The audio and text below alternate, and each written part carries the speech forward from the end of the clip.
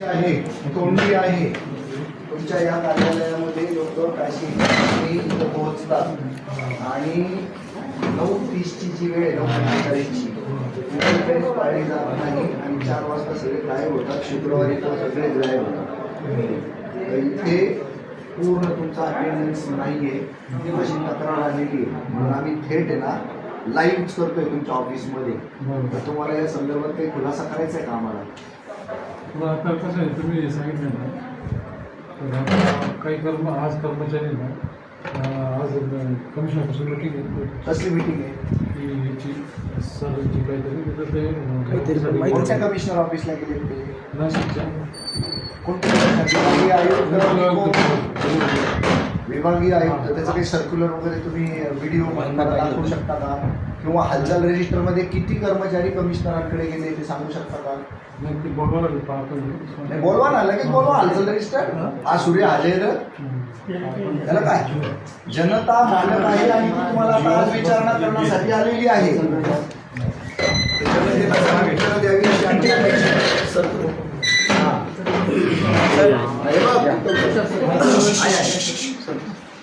आता आम्ही BDO साहेबांसमोर बसलो. BDO साहेबांचं नाव काय आहे?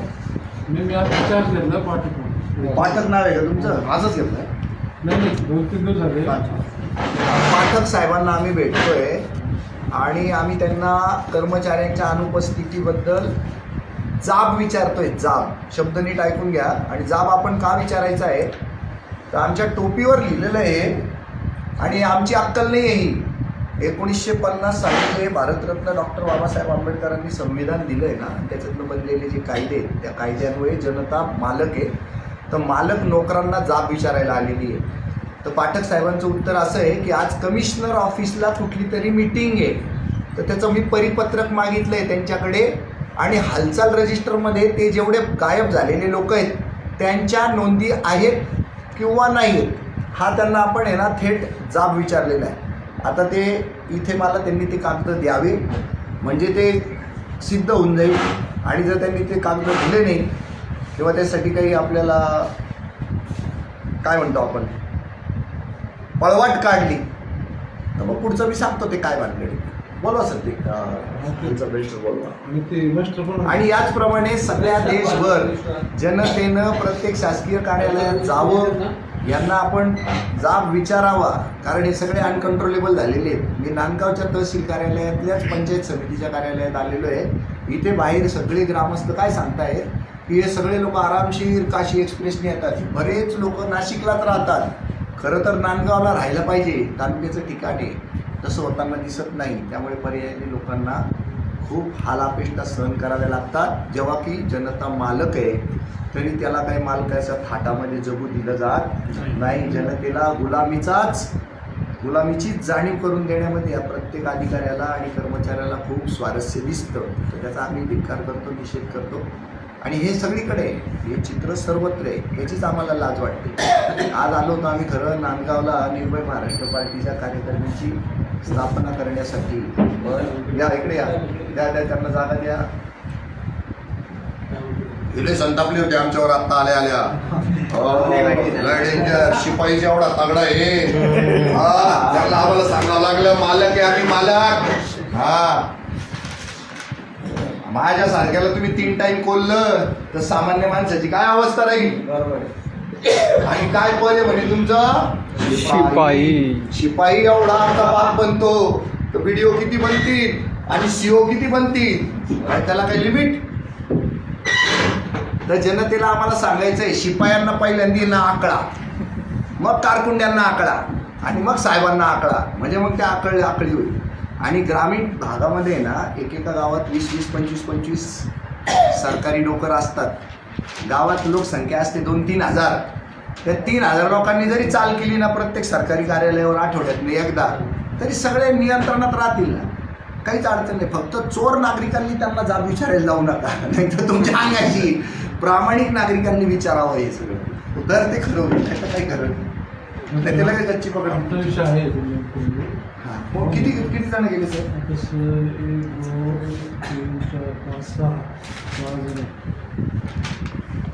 5 तारखेला गेले सर.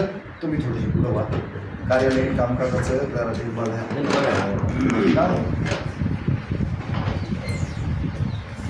आता ही तारीख काय कसं तयारी करता सर तुम्ही?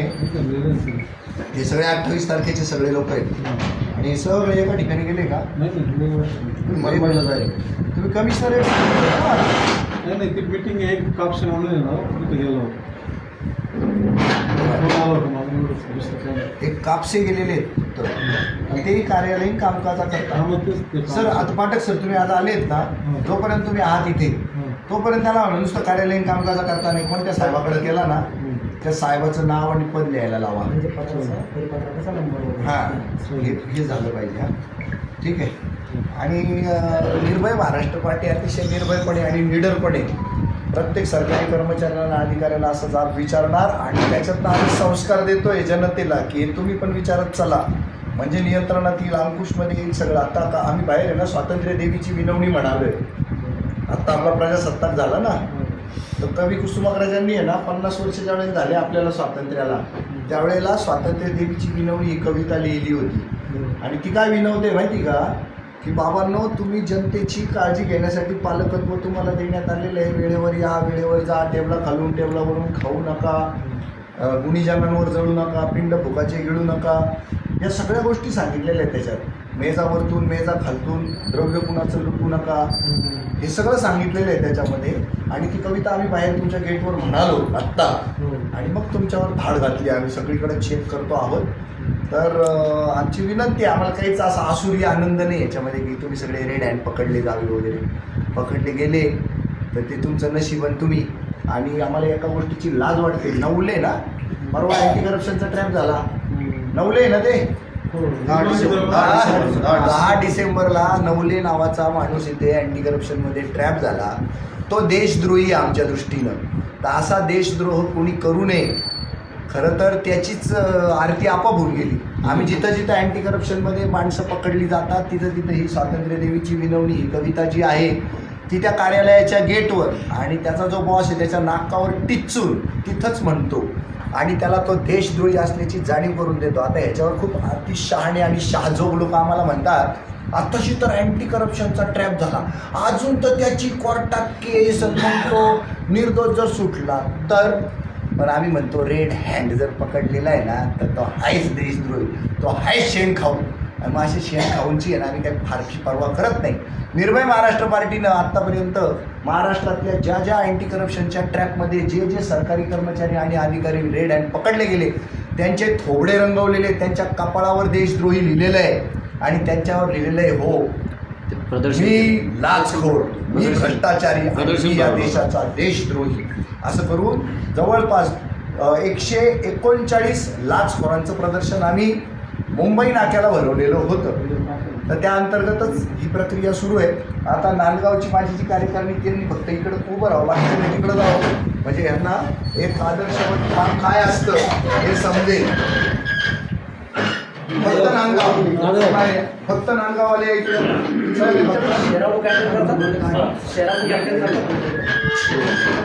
अरे नांदगाववाले इकडं कोणी आहे का? नांदगाववाले कोण कोण आहे इकडं? तुम्ही दाढीवाले नांदगाववाले का? हा सर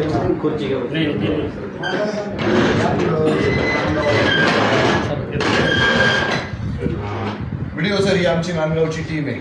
आता तुमच्या देखत आम्ही हा डेमो दिला. आमचे नांदगावचे अध्यक्ष आहेत ज्ञानेश्वर निकुळे, ज्ञानेश्वर माऊली आमची. या माऊलीचा आता दरारा चालू होईल. तुम्हाला पहिल्यांदाच आपण या पद्धतीनं काम करून दाखवलं. आता आपण तहसील कार्यालयावर रेड करू. चलो साहेब आणखी एक विनंती फक्त इतकी आहे का जर ते शिपाई जर समजा साहेबांना या भाषेत बोलतात तर सर्वसामान्यांनी याचा अर्थ वागणूक चांगली नाही, तर शिपायांपासून तुम्ही एक विनंती आहे का त्यांना एक इंटिमेशन असं द्या का हलक्यातला आमच्या देखत जरा विचारत बरं असं का वाईट त्याला म्हणजे प्रेमाचं शिकवून द्या. त्यांना मी आहे ना ऑफिस सुप्रिटेंडंट साहेब कोण आहे सर आम्ही काहीतरी वेगळे होतो ना, आमच्या संगत प्रेम द्या सर्वसामान्याचं कसं असं त्यांना विचारत बरं असं का होतं. मी त्यांना सांगितलं ना कापसे साहेब कुठे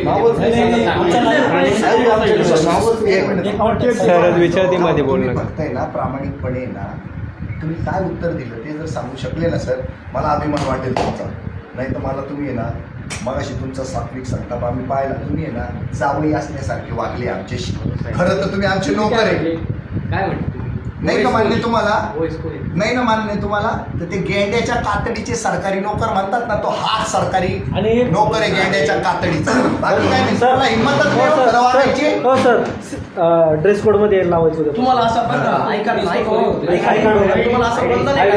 वरिष्ठ अधिकाऱ्यांचं असं काही बंधन आहेत का? कोणी जर आलं तर त्याचं नाव डायरेक्ट सांगायचं नाही, कुठं गेलं काही सांगायचं नाही, असं आहे का? खुले शिपायांना देखील शिपायांना देखील ही माहिती असावी का आज आपल्या किती कर्मचारी बाहेर जाणार आहे हे त्यांना देखील माहित असलं पाहिजे. आणि हालचाल रजिस्टर तुमचं एक फलक बाहेर द्या. म्हणजे आज हे 4 विस्तार अधिकारी नाही आहेत इथं, किंवा हे 4 ग्रामसेवक नाही आहेत इथं, त्यांच्या राज्याची परिस्थिती काय ते थोडंसं जनतेला असं मोकळं खुलेआम दिसू द्या. नाही सर, सर सर पहिली दाखवलं पण सर पहिली चुकली म्हणून आम्हाला ते संताप झाला. मी आमची लिंक टाकू तुम्हाला, तुम्ही बघून घ्या काय बोलले. पहिली चुकल्यामुळे पुढचं संताप झाला का सगळं शूटिंग झालंय सर. लालगुंद झालेले आहे तुम्ही, त्याचं शूटिंग झालेलं आहे. आणि 7वं वेतन आलं ना साहेब. आम्ही कर नोटा मोजतो 7 तारखेला, तुम्हाला 1 तारखेला फुकट थोडी नाव पाहिजे आम्हाला.